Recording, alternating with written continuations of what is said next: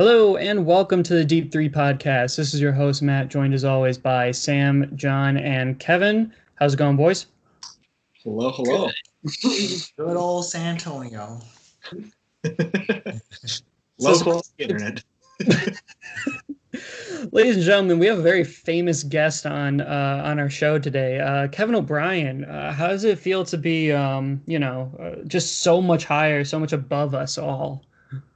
Oh, it's great. I am now. How's the Xbox going?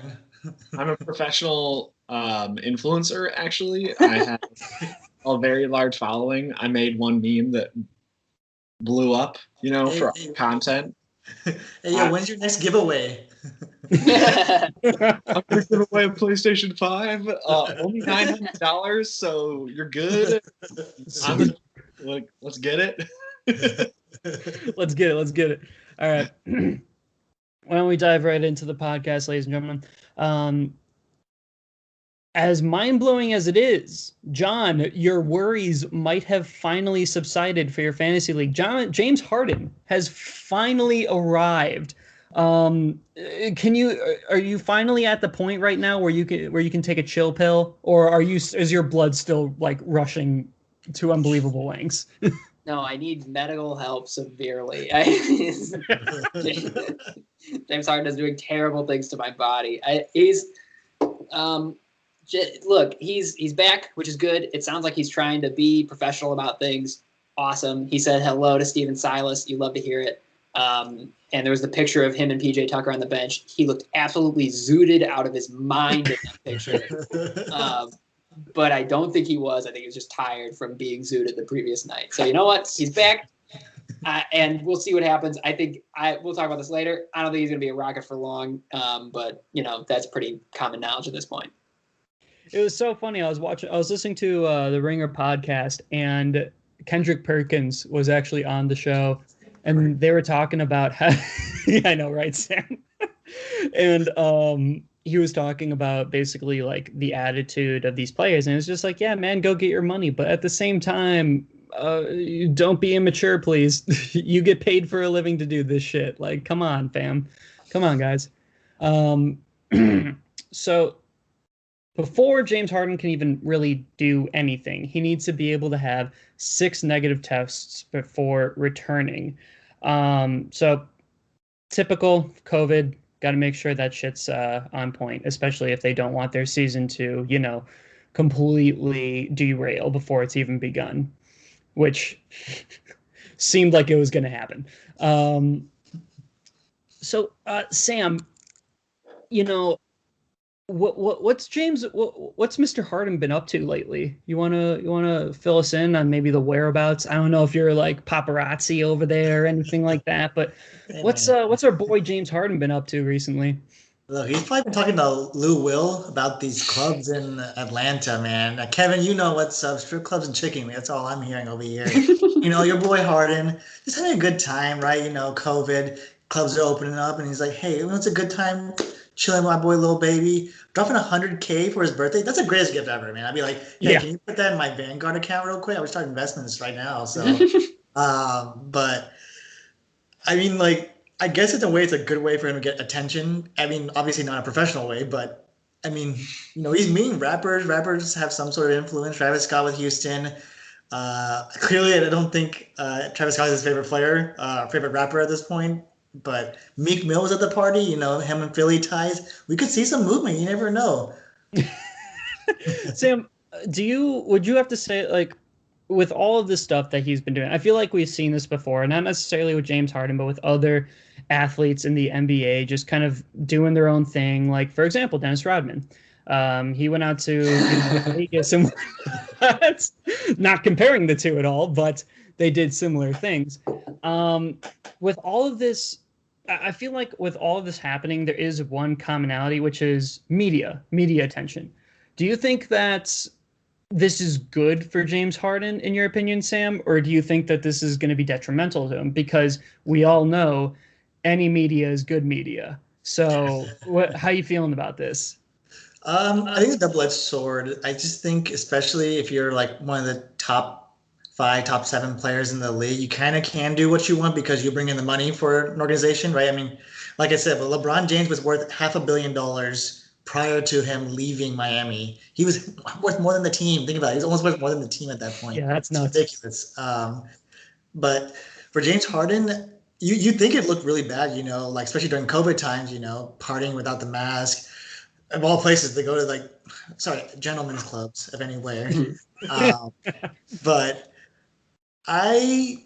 we see it. Miami's still very interested. Teams are still very interested because we know this guy can shoot lights out day after day after day. Can't play defense. It's a different story, but neither can Trae Young. So my ties are James Harden to Atlanta. I mean, you're partying in Atlanta for a reason, right? I mean, clubs, chicken wings. Like it's the ultimate place to attract. Why do you think Bogdan Bogdanovic win? Why do you think Danilo win? I'm just saying, there's some sort of conspiracy theory happening here. Everyone's going to Atlanta for some reason, and that's it. Maybe James Harden has found the light, and not just the glitter on the strippers. But maybe it's a sign. Maybe it's a sign that Atlanta's the place to be, ladies and gentlemen. So hey, I'll see you guys in like 2 weeks, maybe. I'll do a really big post. Maybe we'll get more likes than maybe Kevin's post. Who knows? That is the standard that we're trying to fight for now at this point. Is how many impressions can we get better or lower than Kevin's? Kind of going off of that a little bit. We're talking about like all this bad, like possible bad publicity and stuff like that for Harden. But like Sam said, teams they're still wanting him. They still want James Harden. And I mean, obviously, how could you not want him? Like he's a pretty fucking great player.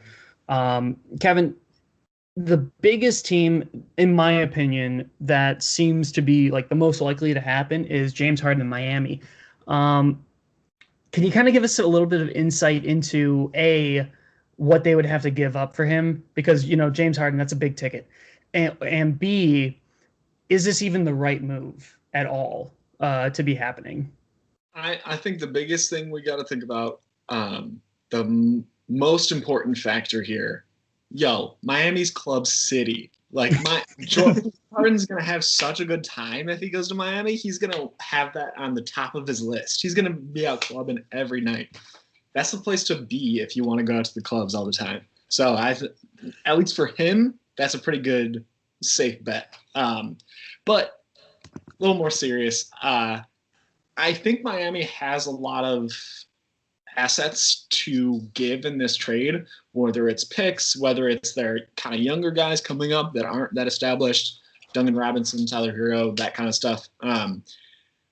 They would have to give a good amount probably for Houston to actually trade that, because Houston had originally said to the Nets, like, give us KD or Kyrie or we're not giving you James Harden. So I doubt they're going to go to Miami and say, hey, just give us a couple picks and like Kelly Oubre. Like, I don't think that's going to happen. So I think they're going to demand someone like, whether it be Jimmy Butler or Tyler Hero, one of their main people, and then also some future picks and just other miscellaneous things. Again, Kelly Oubre. Like, they're just going to kind of throw him on whatever trade they can get just to get him away and add some value. But I think Miami has a lot of available assets that they can use in that trade to get James Harden. And I think James Harden would kind of fit well there. I think he'd be another offensive threat on a defensive heavy team. And again, James Harden doesn't play defense. Oh, well, you have the rest of the team to play defense for him, which is something that he needs. I like him going to Miami a lot. I think it would be an interesting chemistry there, especially if Jimmy Butler stays. I'd be interested to see how that works out, but I'm for it. Absolutely. I'd be more interested in that. I think one of the biggest things that that Miami had that was the biggest issue was like that one defining factor to beat the Lakers. They didn't have that. And I mean, let's be honest, Lakers are winning this year, whether or not that happens. But it was just sort of like they were missing something that could have just put them right at the top. I think if they had James Harden last year, maybe would have gone to a Game 7 or something along those lines. Who knows? We all know how much James Harden chokes in the playoffs. John, why don't you give us a little bit of input into what you're thinking about this whole trade situation for James Harden? Sure. I think that like obviously the best case scenario for Houston would be to get like Ben Simmons. I don't think that's going to happen. It sounds like Doc and Daryl like genuinely do want to see how those guys are going to fit. So if that did happen, it wouldn't be until in the season, and even then, I'm pretty doubtful that would happen. Yeah. But you never know. Daryl Morey's a loose cannon. But I think that you said that like no matter what happens here, the Lakers will win. I actually disagree. I think that if James Harden was in Miami, I actually do think I would pick that team to beat the Lakers in the finals. If they can retain their core of Jimmy Butler and Bam Adebayo, and then add James Harden to that, that's a hard-ass defensive team who now officially has someone who can score more than 20 points a game. They would probably have to move, obviously, Tyler Hero, picks. They would have to maybe even move Jimmy Butler's unpaid intern, Goran Dragic. Solidarity to me and Goran, intern homies. And I think that like that would be fine. Like again, I don't like give up anyone that's not named Bam Adebayo or Jimmy Butler. Get rid of them. I don't care. Like. Yeah. You know, like you can build a team around those three players because you're going to have two defensive anchors that are like two of the hardest, most versatile defenders in the league. And you're going to have the best scorer in the league right now. That's a championship core easily. And I think it also helps that you get to take some of the weight off of James Harden from like just having better teammates like to play with. I know that like, he kind of rubs superstars the wrong way sometimes, sure. But like, I think, you know, Jimmy said when Jimmy liked the post about the rumor about James Harden going to Miami, Jimmy said he just wants James to be happy. And there's nothing that would make James Harden happier than hitting up the clubs in Miami. Like Kevin said, you know, heat culture, like fucking whatever. They can name a club heat culture. Like, doesn't fucking matter. Get James Harden on your team as soon as you can, if you can. Yeah, absolutely. I definitely agree. Sam, you seem in a little bit of a disagreement towards what John was saying. What's on your mind, buddy? I think, well, I'm on the fence. Okay, so the only reason I think I was against it is I really like the core that that Miami has built. Just like the way that they just presented themselves, I think it's the perfect balance of what you want in terms of vets and youth. And you know which team this reminds me of? Say it with me, folks. The San Antonio Spurs of all teams, right? This is the ultimate balance of, well, maybe there's not that much selflessness, but you're in Miami, so, you know, you're already living the best life possible. Even if you're losing, you're still in Miami, right? But you have the perfect leadership with Jimmy Butler, you know, the guy that doesn't really care what you think. That's the right attitude you need somehow. I don't know how that works, but we see it work with Draymond Green. I don't care what you think. You got to play my ball. And that's what everyone's doing. We got Tyler Hero. Duncan Robinson, of all people, like this guy shooting crazy. Just the amount of confidence that these vets give to their youth is like, it's perfect. I think they just need to run it back. But I also agree that James Harden is currently a top 5 player in this league. I think we could say that. At least I think it is. He's maybe number 1 offensive juggernaut. It's just very scary at this point. And if you have a chance to, and you have the assets to do so, like, to be honest, I would rather have James Harden on rental for at least 2 years than Tyler Hero in 8 years. Like, I think the amount of damage you can do with James Harden is a lot more. And going along John's lines, I think it's not only taking off the weight of James Harden, it actually takes more weight off of everyone else of the team because now you have something that's more reliable to score on. And I think James Harden would be a great fit. And lastly, Kevin, don't you bring Kelly Oubre's name today. That's Kelly Olynyk, all right? Yeah. Don't forget, all right? You can't forget about your weird tall white dudes in the NBA. Let's not forget their names. I almost like referred to him as the ugly white dude, so that was clear. You're not wrong. But do let me really briefly push back on the Spurs comp because while the player development in Miami is very impressive, I don't think that they don't have a Tim Duncan, and that's what made that work. Is that Tim Duncan is a top 10 player all time, and Miami does not have that guy right now. And so I love Bam Adebayo. I'm as high on him as anyone, and I think you know how I feel about Jimmy. That's my guy, but I think that they do need that actual like legitimate all-time superstar that can put them like over the hump, and I think would make them. They're going to be great this year. I think this would make them like very formidable, like very, very formidable. So then my counter would be then, does this team have a real shot against Brooklyn? On a quick side tangent, right now, Before James Harden? before James Harden. Yeah, they do.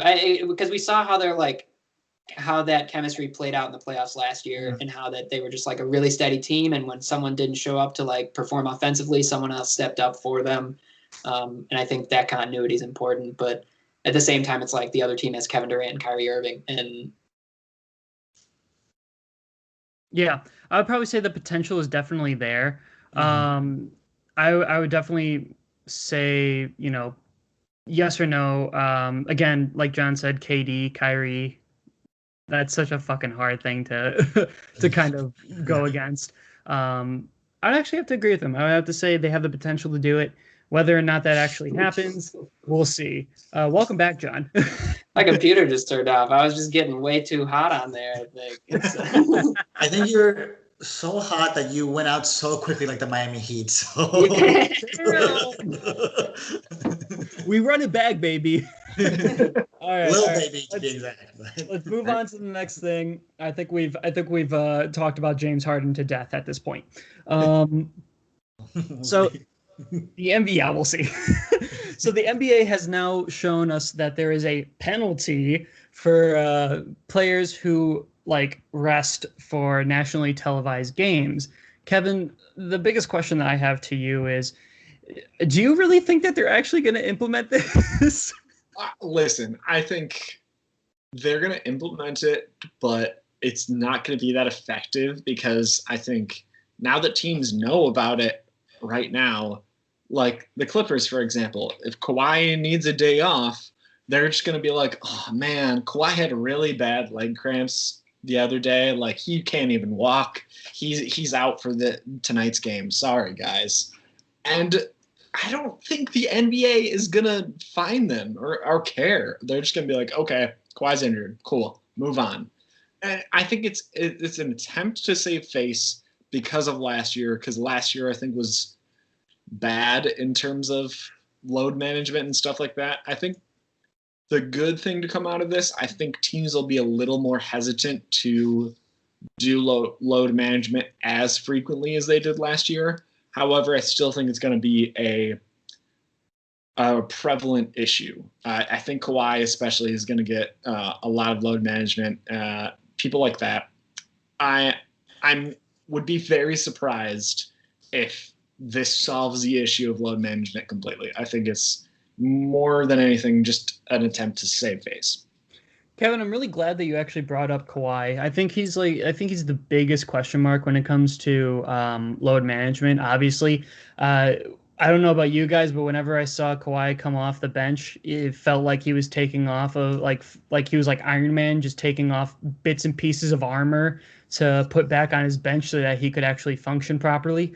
Sam, with Kawhi being probably the biggest question in this, do you think that load management is actually going to help him perform better, or do you think it's really going to deter him? Because the biggest thing that happened that I think we all can agree on, the Clippers, extremely underwhelming in the playoffs last year. And we're used to seeing Kawhi being this extreme juggernaut who can almost carry the entire team on his back. So with all this load management stuff to question, and let's just say Kawhi utilizes it to his to the best of his abilities, do you think this is going to help him or just make things kind of worse? I think it's a real double-edged sword, right? And we saw the kind of Giannis situation, the way that Mike Budenholzer coached that team was, we try to be like, I'll be honest, I'm going to keep comparing it. We compared it to the Spurs roster where everyone plays 30 minutes, right? And we won, right? Because everyone was at least good enough to perform at playoff level. The thing with the Bucks is like you have like Giannis, that's really it. No one else can really play at a true like finals potential level. I mean, we see there's not enough consistency. And Giannis didn't play more than 40 minutes, right? He's not playing playoff minutes, and that's what you need from a back-to-back MVP who is still younger than 28 years old. Like you're still young, you're youthful. I get what you're trying to do with load management, and I think there are some notable benefits We saw with Kawhi with Toronto, right? That there was some sort of impact. I do also believe that there was other factors that came in when you have still a solid team and you just add a superstar. I think it's still able to kind of self-sustain itself with a Kyle Lowry, Pascal also coming to rise. There's somebody else to fill up the gaps a little bit. But I think in terms of playoff basketball, we saw Kawhi play. I think there was a game he played 42 minutes, and that man was dead. Like, that guy cannot play. His injury is like, that's permanent damage now. So for him, like, the rest is necessary. The thing I'm curious is, what do you think about Kevin Durant? I mean, our question was going to be Klay Thompson, but sadly he got injured again. Even his return is going to be revolutionary in terms of how he's going to play going forward. But how much do we want to stress Kevin Durant to play on these nationally televised back-to-backs? Because, like, for me, this guy's a generational talent. Not saying that these guys are not, but, like, we know Kevin Durant. We saw how this guy play. This guy is the clear number 2 to LeBron James for so many, at least 5 to 10 years at this point. And I feel like there is some real concern, but I get the owner's perspective. My owner's perspective, they need to get the money. Otherwise, they're going to destroy the collective bargaining agreement. So, real double-edged sword, but I think the rest is necessary. John, again, you guys are naming off players that I am actually very happy that you are. With Kawhi and KD. KD is 100%, I would have to say, the biggest question. I know I said Kawhi, but now that you brought up KD, I can't believe I forgot about him. John, do you think it's almost necessary for KD to be sitting out in some of these games? Do you think that maybe yes, you know what, you might get fined for these nationally televised games, but for maybe KD's sake, it's whatever, take the fine, don't take the fine, whatever. Do you think he's going to need to have this kind of rest to be better utilized, or do you think that it's really not going to make a difference? I think what these players are proving with this load management stuff is just what everyone has known for years now, and it's just that the 82 game schedule, and it's 72 this year because of COVID, but it's just too many games, and there's back-to-backs are not good for anybody, and that's why you're not going to probably see Kevin Durant play many back-to-backs this year. You're probably not going to see Kawhi play many. It's just that's just kind of the standard now, because these guys know they need to take care of their bodies so that no one's clowning them when they have a hard time in the playoffs because they have a nagging injury from when they try to play through something in the regular season. And so I think that the fact of the matter is there's kind of a rock and a hard place thing with load management where I agree that it's annoying not to see the players play, but the real problem is just that the owners getting 82 games worth of revenue and playoff revenue. And that means that if the players want to have sustainable long careers now, because the game is just so much faster, stronger, more athletic, people are jumping higher, injury rates are probably higher than they've ever been, I imagine, just because of the nature of that. These players need to take care of their bodies. But it is frustrating. I think that, yes, it will be good for Kevin Durant to be able to rest because he's not played basketball in a year. He needs to be able to he needs to make sure he's healthy, because we just saw what happens when he comes back too soon and puts too much on him. He tears his Achilles. Yeah. So I'm frustrated by when Kawhi doesn't play every game, especially because I have him on my fantasy team. But it's kind of a necessary evil. I want these guys to be able to have long, fruitful careers, and not everyone is built to play an 82 game schedule every year. That's by the way, big plus to James Harden is that he's the kind of guy who will literally play every game every single year, which is something I think that he doesn't get enough credit for, as much as he is a piece of shit right now. But anyway, yes, so it's frustrating, but there will be load management no matter what the league is trying to do here, because these players have to protect themselves. They're a brand, they're their own company. They need to be healthy. Absolutely. I 100% agree with that. I think that they're going to I think for me, there's a really good way of moving around that whole nationally televised game. I think if anything, you could probably sit your player out either the game after or the game before and make sure that they do play those nationally televised games, and then just rest on the ones that aren't. It's really not that hard to do. Plus, not only that, but most nationally televised games are big games. It's not like the fucking Lakers are playing the Chicago Bulls. Wow, I just thought of two very bad Chicago teams. Okay, but Khalil Mack could do what PJ Tucker does. Let's be honest. Very true. Don't bring PJ into this. Khalil Mack's my boy, baby. Let's go. But moving on, Kevin, our residential Laker fan, how you feeling about Mr. Pau Gasol possibly returning to LA? I cannot tell you how excited I would be, and not in what you think. Like, I'm not expecting Pau out here and put up double doubles or anything like that. I'm expecting him to get 2 minutes of playing time in 8 games. But what I'm excited for is to bring in Pau, bring him in as a vet, as a motivating factor, especially for Mark coming in on a new team. You have your literal brother who has played for this team before, who is like, hey, like, I know what's going on here. I know how things work. This is what is going on, blah, blah, blah. But more importantly, I think Pau almost comes in as like an assistant coach type person. Like, okay, first of all, Frank Vogel, not like he's doing anything for that team anyway. We all know LeBron is the coach of that team. So to have Pau come in too, I think that just adds more basketball IQ to that team overall. And I love that. I love that in theory. We'll see how it actually works in practice, but I think in theory, it's completely worth to try and get him just for maybe just a year, see how it works out, maybe hire him as an assistant coach afterwards. Who knows? I'm not expecting him to play more than 3 minutes over any week of basketball. But that being said, I think he would genuinely be a great addition. I think him and LeBron could do some master planning for plays and things like that. I love it. I'm super, super hyped.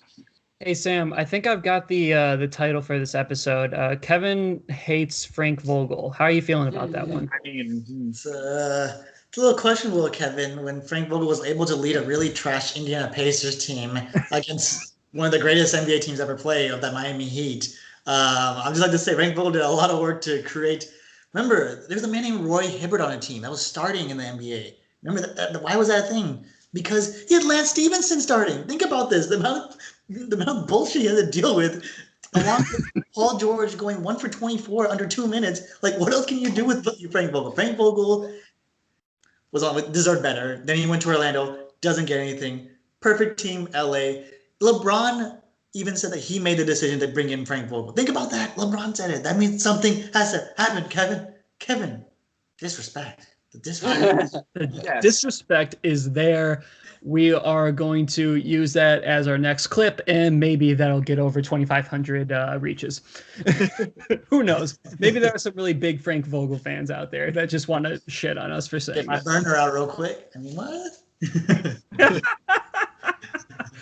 Oh my God. Okay, so John, this is something I know that you and I have talked about this a bunch with our other brother Brian and maybe Danny here and there, but Steve Nash, not necessarily with Steve Nash or anything like that, but the idea of positionless basketball. Steve Nash has told KD that he will be playing center, small forward, and running point this season. Just an overall true positionless basketball stance.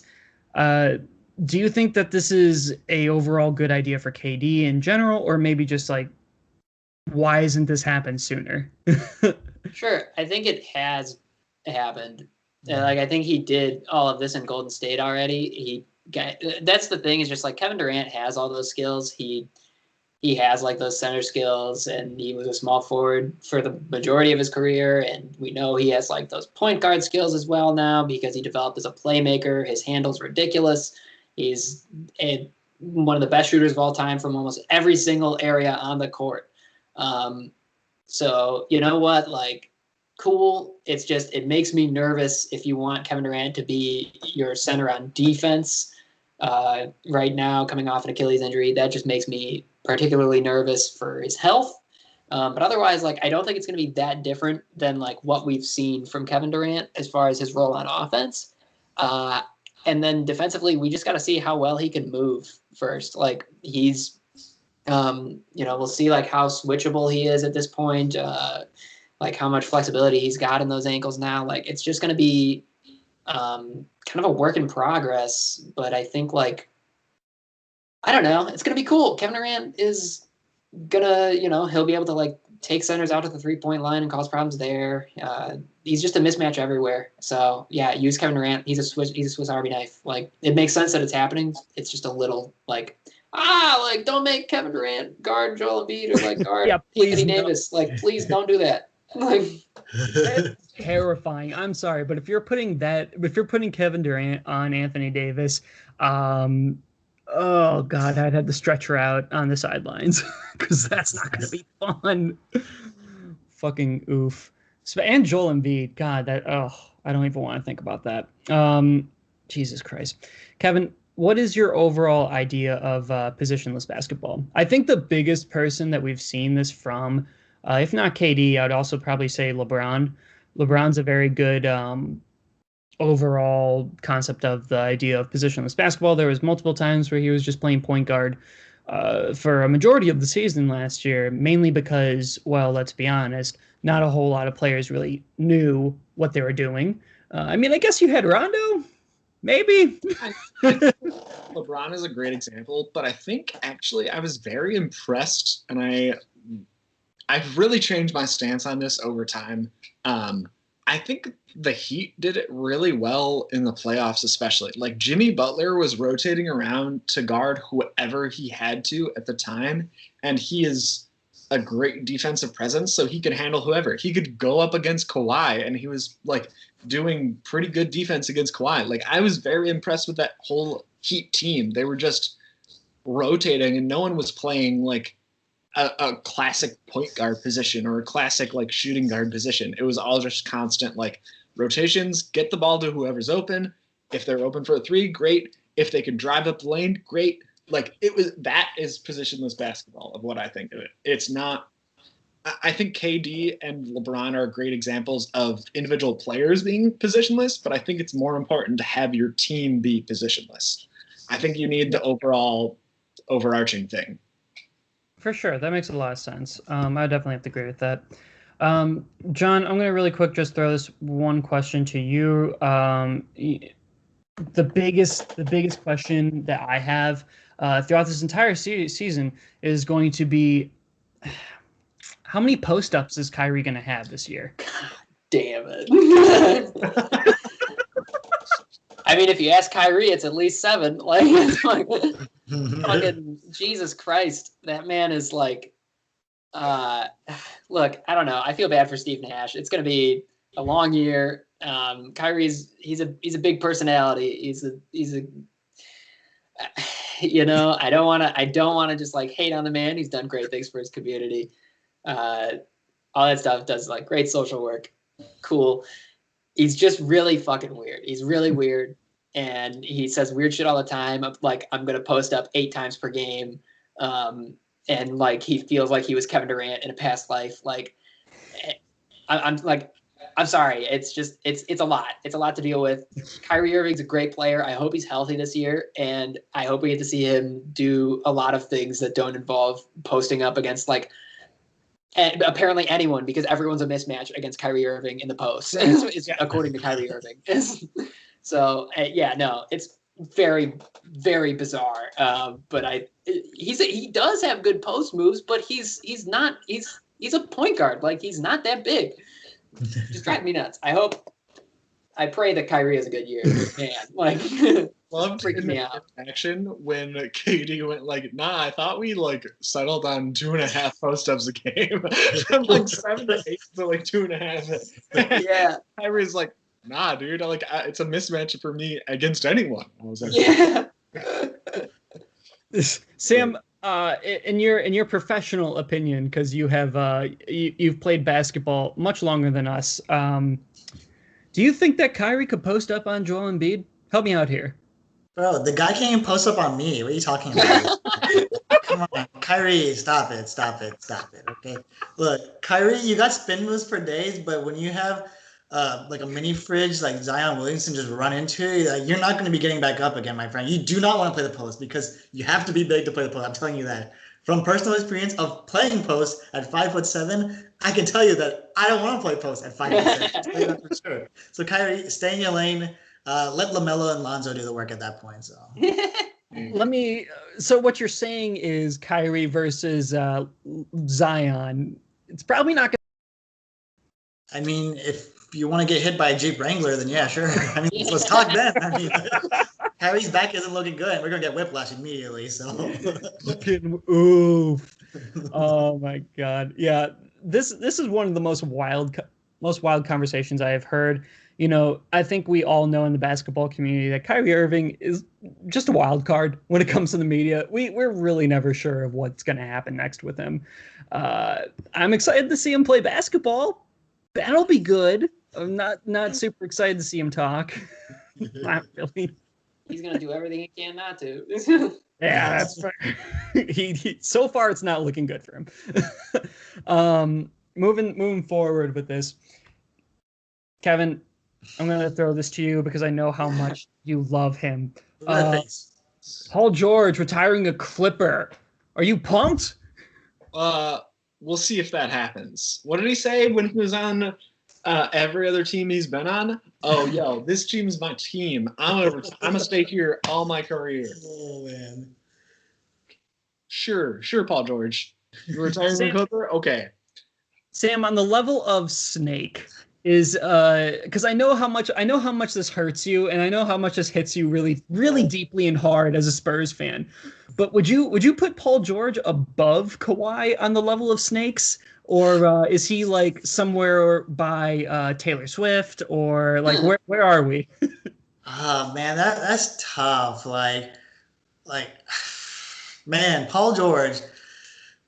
I gotta keep saying it. I'm just saying, when you try to do a wholesome 3-part ESPN special about staying in a very dinky town of OKC, enjoying the very garbage sushi and enjoying your times fishing, and then next year saying, peace out, I'm going for the lake show life, and then actually go to the Clippers. Look, Kawhi doesn't even live in LA. He stays in San Diego. What are we talking about here? Like, no one's a loyal Clipper fan, okay? LA is destined for the Lakers. I'm sorry to say that. Like, it's a Lakers town for life. Why do you think Ballmer is building an arena in Inglewood, California, which is the shittiest part of California? Let's be real at this point. I'd rather live in Sacramento. Think about that. I would rather be a Kings fan at that point than be a Clippers fan. This is ridiculous. Paul George, stay in your lane. How many times do I say this? Kevin, LeVar Ball, can I be on your show? Because I will. My mantra, we're the same mantra at this point. Stay in your lane, do your job, go to the press talks, Kyrie. Like, let's be real. Like, everyone just get on the same page. That's all I'm saying. Oh my God, we have to have Paul George hate on this podcast. Look, I just have to mention something in case any of those 12-year-olds from Instagram are listening to this.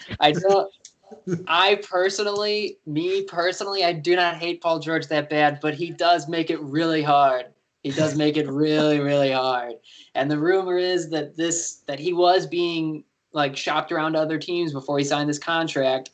And so I think what they decided is that, well, no one wants him right now, and we can't lose him for nothing if he does decide to leave. So let's sign him long term. We can always move him like we did to Blake Griffin. Because if you want to talk about snakes, let's talk about the LA Clippers franchise. Let's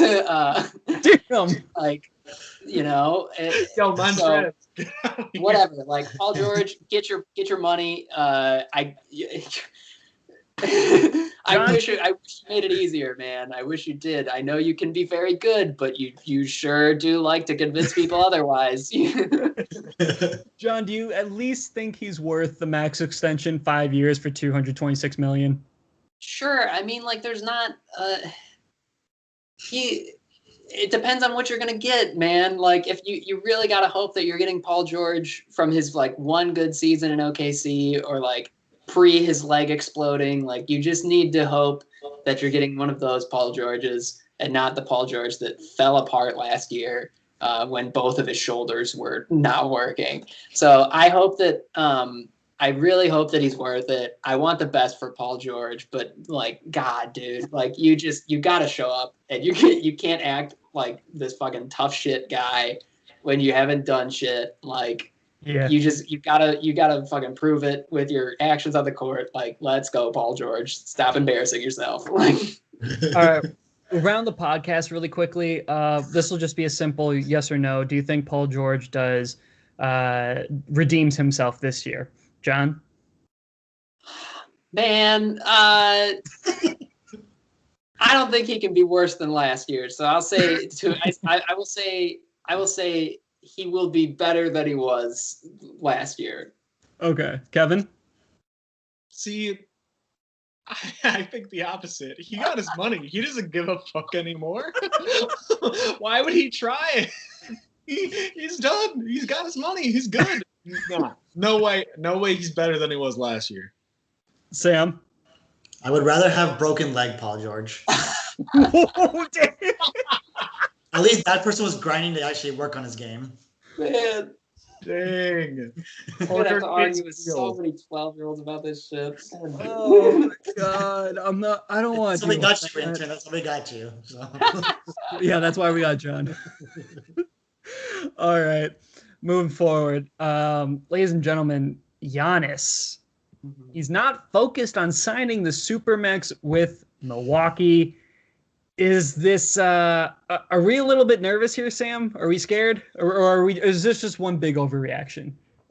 I think I don't know, man. Like Milwaukee really messed this up a lot. Like they messed this up a lot, man. Like don't get me wrong, I like Drew Holiday. I just like Drew Holiday. I don't love Drew Holiday. Like I think Drew Holiday peaked personally. He was a great supporting star, in my opinion. I don't think he can be the same star caliber, and I don't actually think he's a good fit for this Giannis team. I don't really know. Actually, Milwaukee Bucks team is so weird because it's the focal point of Giannis, and then it's just like immediate downgrade. Like, don't get me wrong, Chris Middleton, all-star talent, but I mean, when you have 5 or 6 major superstars injured in the league, yeah, I don't think it's that hard to get into the all-star spot at that point.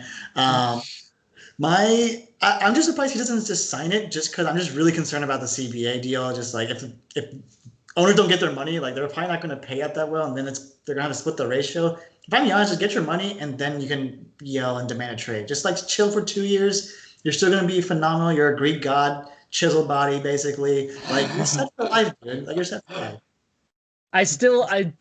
You know what? I still have to say this. He really fucked up with naming his kid. It could have been Zeus. He could have named his kid Zeus or like, come on, man. You could have done so much better. If I was in your shoes, there was no way that kid's name is not going to be like some sort of Greek god. Let's go. Sam or John, I know that Sam really quickly talked about the CBA negotiations. Why don't you just really quickly go over what the whole CBA is in general? Okay, so as an expert on collective bargaining, no, I don't know. They're gonna have a collective bargaining agreement negotiation coming up soon. It's going to be really weird because the league is in a very strange place financially right now. So there's going to be a lot of conversations about the revenue sharing and things to kind of remedy this situation. And so I guess the concern is that basically in the new CBA player, it'll like potentially lower the salary cap or potentially lower the amount of money that players are essentially owed as like a proportion of the money that the league makes. So the idea is like, Giannis, get your money while you can. And I kind of agree with that. I think the problem is that Giannis is just like, he's just not James Harden. He's not Anthony Davis. Like, and I think that he is of the mindset of like, I'm not going to sign this contract and put this franchise that I actually do really care about in a position that like will make it really difficult for them to maybe move me or to like do stuff like that. So I think that he's just like, although honestly, like Giannis on a long-term contract might be pretty much the best asset you could move in the league. But it's just, I think he just like cares too much about this franchise and city to put them through something like that. And so I think he's just taking his time with his decision, and he'll just like do whatever he wants in the summer. I think he's going to stay in Milwaukee. Yeah. This is why he's ladies and gentlemen. Yeah. Oh my God, Kevin, where are you at for concern of Giannis from scale of 1 to 10? As 10 being like, Lakers. holy fuck, I'm terrified.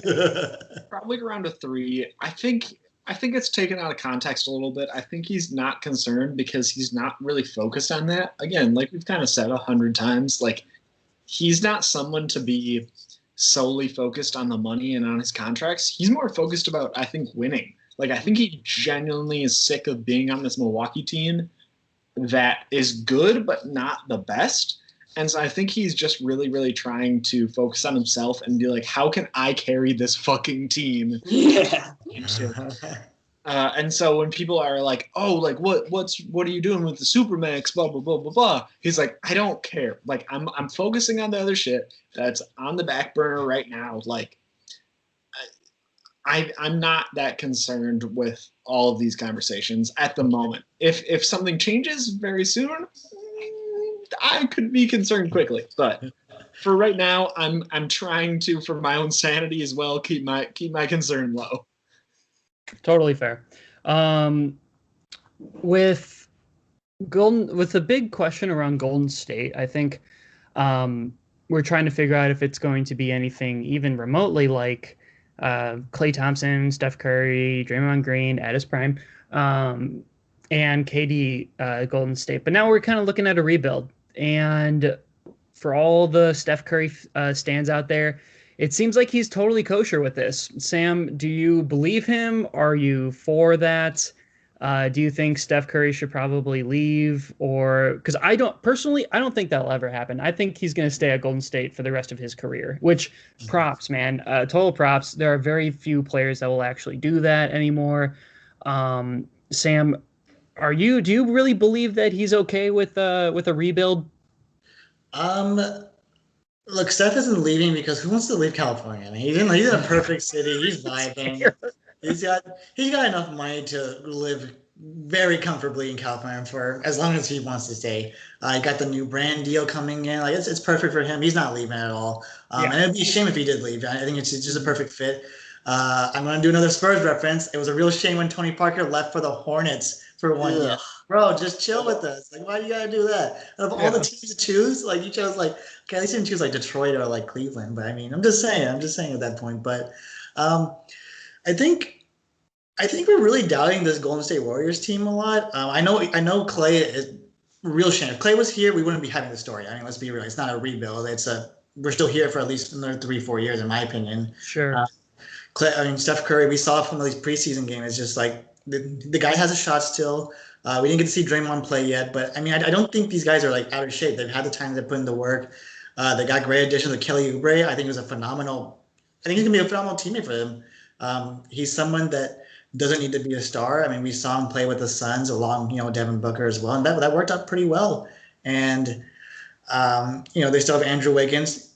That's all I'll say about him. We didn't get to see James Wiseman yet, but I think for me, this reminds me of like a late bloom Miami Heat team that we talk about nowadays in terms of I think it's a perfect balance. You have a lot of nobodies that are like young guys, but you also have the greatest players of these past 5-10 years. When you have a Klay Thompson, Steph Curry, you have the right people to kind of court the next generation or even attract still talent. Like he's still attracting talent. Like Golden State, I want to go to Golden State. Like if I'm in the NBA, I'm okay with riding the bench with Golden State because I think there's going to be a good team at that point. A lot to learn. And I think for me, we understand that Steph Curry is very humbled, and then I think he doesn't mind the rebuild just based off what you said. He faced it, when he was in the league, his first 2 years as well. So.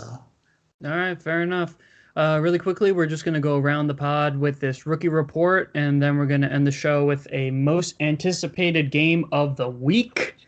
So why don't we go over the rookies? I think overall this entire year, the bar has been pretty low for what we expect out of these rookies. They're definitely not like last year where you had Zion, where you had Ja. There was a really, really big like cap as far as expectations. But now we're kind of like, oh, we'll see what happens. What happens. John, I'm going to have you talk about LaMelo. Kevin, you can talk. Well, actually, no, John, you're going to talk about Patrick Williams. Kevin, we'll talk about LaMelo, and Sam, you're going to give us some Obi hype, and we'll start with John. Yeah, okay. I'm very excited to talk about this. I've been trying really hard not to get too excited because it's one preseason game, and he's probably still going to, be like on the bench for Otto Porter, I'm sure. Patrick Williams looked really, really confident.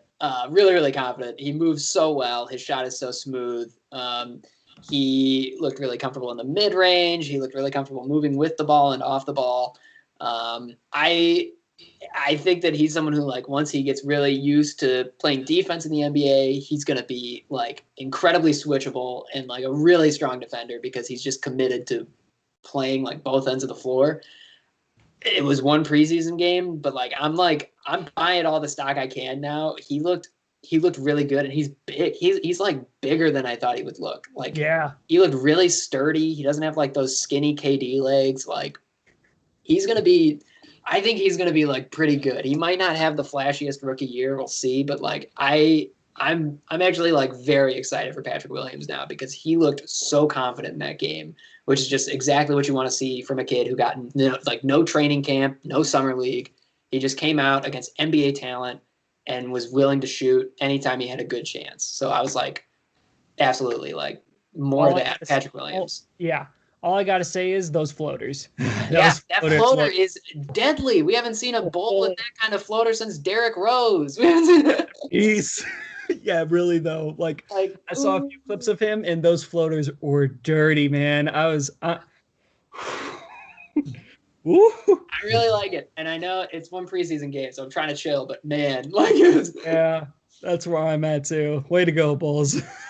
Kevin, why don't you hit us with that with some LaMelo hype? Is the train real? Is the hype train real, boy? I'm waiting to judge too hard. I don't know if that was an accurate representation. I think if you look at the highlights of LaMelo, it was great. It was perfect. He was throwing passes left and right. They were all flashy. It was like flashy passes in 2K, like some insane shit. That being said, 0 points, 4 turnovers.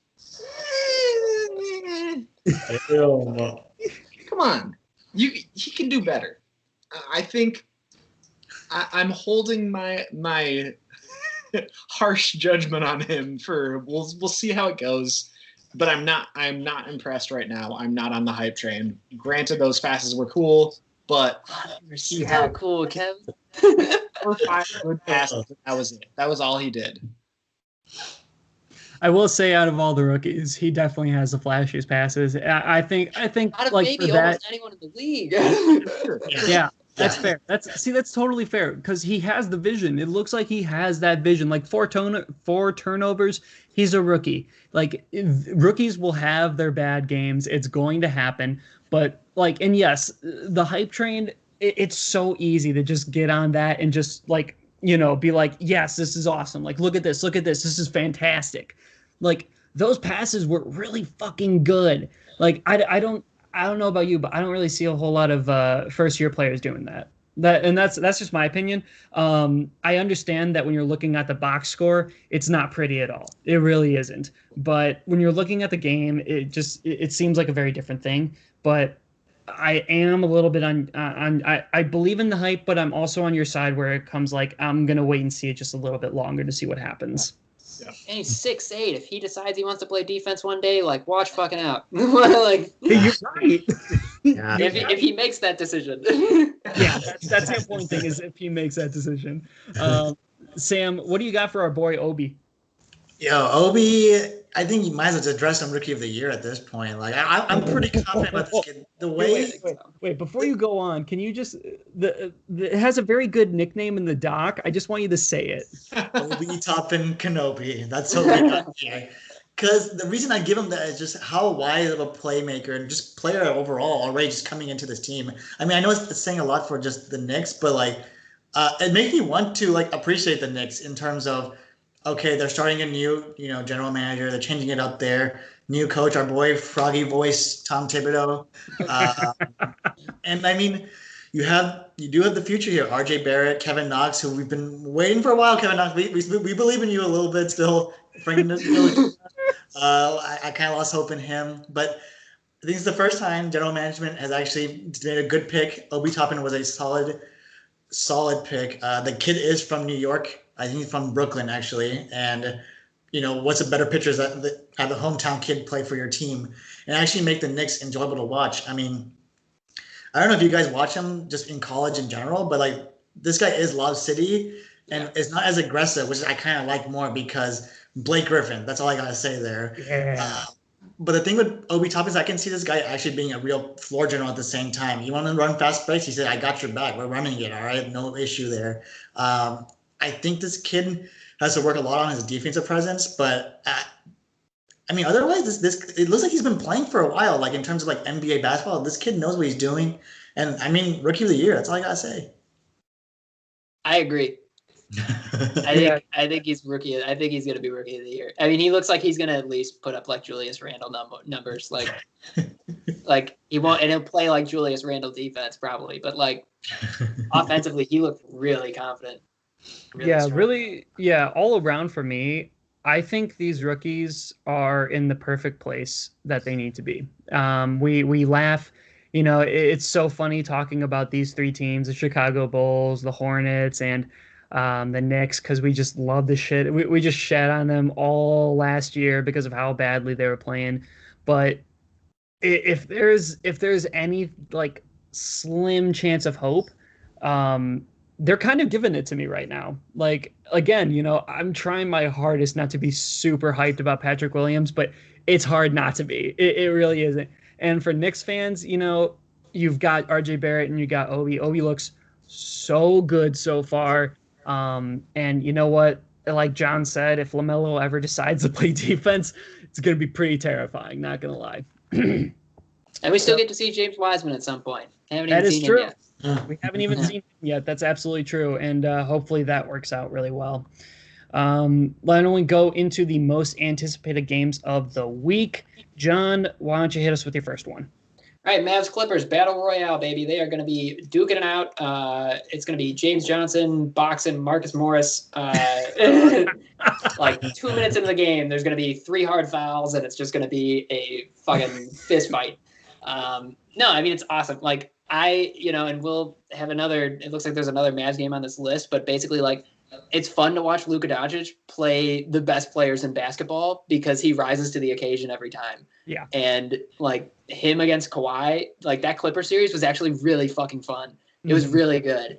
And I want to see more of that because you can tell like these guys don't really like each other that much. At least like they don't like Marcus Morris. And and so like I'm like, give me more of that. I think that's a really fun series. And like if there's anyone that can like it's Luka Doncic makes it hard for Kawhi to look like a great defender, which is insane. I love seeing it, and I'm really excited to see this Mavs team to see like if the hype that I have for them is like, you know, like kind of justified. So we'll see what happens, but Mavs Clippers is the one that I'm the most excited for right now. I like that. I like that a lot. Clearly with my little heart emoji. Kevin, why don't you hit us with yours? Easy choice. Day one. Battle for LA, Clippers, Lakers. Easy. I want to see Paul George get embarrassed day one of Lakers. And I think Montrezl Harrell is going to come out with something to prove. They're like, you guys didn't want to resign me? I just went over to the other side of the city, and I'm about to destroy you guys. I am very excited. I think it's going to be super personal, and I think Lakers especially are going to come out to play, and I don't think the Clippers are going to have an answer to it. Yeah, that's pretty hard to do. Sam? I mean, what's a better Christmas than having the prince try to take the crown from the king? Mavs Lakers is what we all want. All right, it's not the Battle of LA. I'm sorry, but we gave up on the Kawhi Paul George. We didn't talk about Paul George anymore. All right, we're done with that. We're not talking about Paul George anymore. And we'll talk about it later, but you know, we're not talking about Paul George right now. But the thing is, John said it the best. I mean, obviously, as the Luka stan here, Luka Doncic is the future. I put him easily, and I think there's a huge gap between him and Zion Williamson. A huge gap. And I think, you know, what better matchup would you want is to battle the best player in the NBA at this point is LeBron James. This man, fine wine and dine. Do you want to say it again? Put it on a t-shirt. Fine wine and dine. LeBron sipping on his fine wine, waiting for a real person to challenge him. And that's Luka Doncic. Yeah. I definitely agree. I think I think Luka is 100% one of the most fun players to watch. As a Zion stan, I 100% agree with Sam. I really do. It's hard not to. Like when you watch Luka play, it's night and day compared to Zion. There's just really and maybe Zion takes a huge step forward. Again, we did see Zion for like less than half of a season last year. it's kind of hard to really, in my opinion, I think it's pretty difficult to actually like give a good assessment on Zion's potential from even less than a year, less than a season. I'm going to deviate a little bit away from what these guys are talking about. And by deviate, I mean I'm going to go into the entire different conference. Boston Celtics against Philadelphia. And look, as I have mentioned multiple times in this podcast, I am a Boston Celtics stan. I cannot stand Philadelphia. That's never been. I don't know why. I just can't. But the biggest thing that I'm excited to see for in this game is not only the rivalry, but also Jason Tatum. I think we all have a very high expectation of what Jason Tatum can do compared to last year and what he did in the bubble. I am so excited to see him play. He's going to be, that contract that he has. I think anybody is lucky enough to have that, to have Jason Tatum on their team. He's a fantastic player. I can't wait to see how much he develops and how much better he becomes as a player. I also can't wait to see the Celtics completely annihilate the Philadelphia team, and I'm so pumped. I can't wait. Joel Embiid is going to be so tired. He's going to be so tired. All right, ladies and gentlemen, that is the show for the night. Thank you guys so much for listening and watching to the show. Again, you can find us on YouTube. You can find the podcast on mainly Spotify and Apple, or wherever you want to listen to your podcasts, on the go for the morning, or whether you're coming back from the train, or you just see a really bad Twitter post about Paul George being good, and you really want to hear the honest to God truth about how good he actually is. Thank you guys so much for listening. Follow us on Instagram. Obviously, we have extremely great memes from our meme lord Kevin over here. You can find us at the Deep 3 Pod on Instagram and on Twitter. Thank you guys so much for listening to the show, and I hope you guys enjoy the amazing game that KD will hopefully be playing. Have a good night. Kyrie can't guard me.